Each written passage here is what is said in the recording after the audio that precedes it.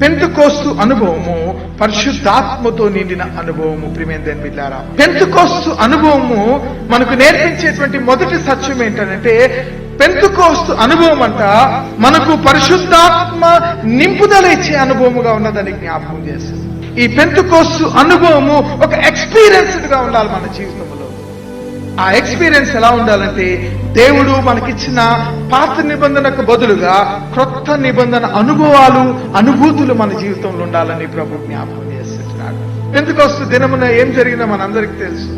11 మంది శిష్యులు, కొంతమంది స్త్రీలు, యేసు ప్రభు వారి తల్లి ఒక మేడగదిలో వారు ప్రార్థన చేయించుండగా పరిశుద్ధాత్మ వారి మీద కుమ్మరింపబడినట్లుగా మనం చూస్తున్నాం. అక్కడ ఉన్నటువంటి వారందరూ ఎలాంటి ఎక్స్పీరియన్స్ వచ్చిందంటే, వారి మీద పరిశుద్ధాత్మ కుమ్మరింపబడినట్లుగా మనం చూస్తున్నాం. ఆ అనుభవము వారి జీవితంలో ఎలా ఉన్నదంటే, యేసు వైపు వారిని నడిపించేదిగా ఉన్నట్లుగా మనం చూస్తున్నాం.